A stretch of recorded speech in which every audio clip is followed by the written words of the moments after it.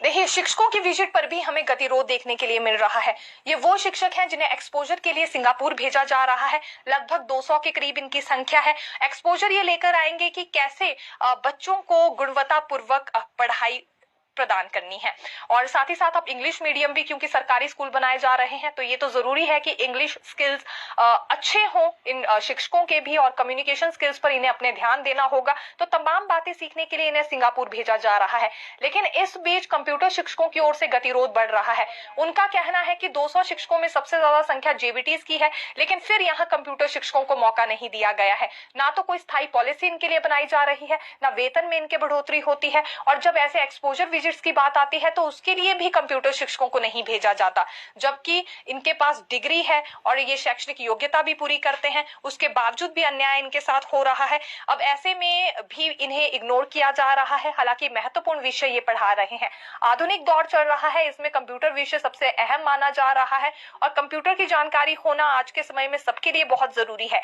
तो इतना अहम विषय पढ़ाने के बाद भी आखिरकार तवज्जो इन्हें क्यों नहीं दी जाती, ये बात इन्होंने कही है। 200 शिक्षक जो भेजे जा रहे हैं उसमें कंप्यूटर शिक्षकों को भी शामिल किया जाए, ये मांग इन्होंने सरकार से उठाई है।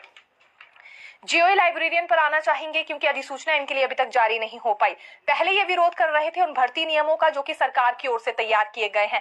इनका ये कहना था कि जमा 2 में 50% अंकों की शर्त लगा दी गई है। 5 से 6 हजार के करीब अभ्यर्थी ऐसे हैं जो इसे पूरा नहीं करते हैं, इन्हें समस्याएं आएंगी। सीधे तौर पर ये इन्हीं भर्ती नियमों में बाहर हो जाते हैं इस भर्ती से।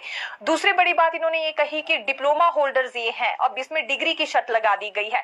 लेकिन ऐतराज अब इस बात को लेकर भी काफी ज्यादा जताया जा रहा है कि आखिरकार देरी क्यों हो रही है, अभी तक इस भर्ती के लिए अधिसूचना जारी क्यों नहीं हो पाई है, कितना ज्यादा समय और इसमें सरकार लेने वाली है। क्योंकि 10 से 15 वर्ष का देखिए समय हो गया है, जीओए लाइब्रेरियन की भर्ती नहीं हो पाई है।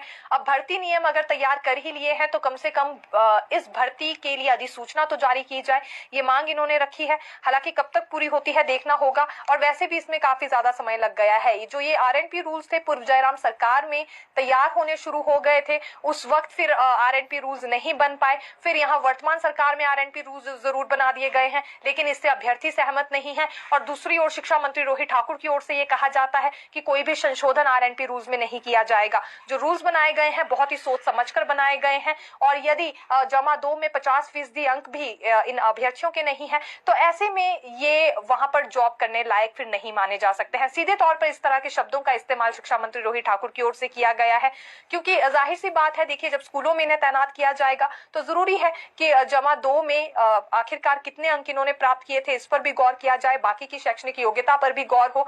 इसीलिए सरकार ने ये डिसीजन लिया है, सोच समझकर आरएनपी रूल्स बनाए हैं, और अब इसमें संशोधन होने की कोई गुंजाइश नहीं है, ये शिक्षा मंत्री पहले ही स्पष्ट कर चुके हैं। अधिसूचना कब तक जारी होती है ये देखना होगा। हालांकि माना ये जा रहा था कि 1 से 2 हफ्ते में भी नोटिफिकेशन जारी की जा सकती है। अभी लोक सेवा आयोग की ओर से स्कूल लेक्चरर का सिलेबस भी जारी कर दिया गया है।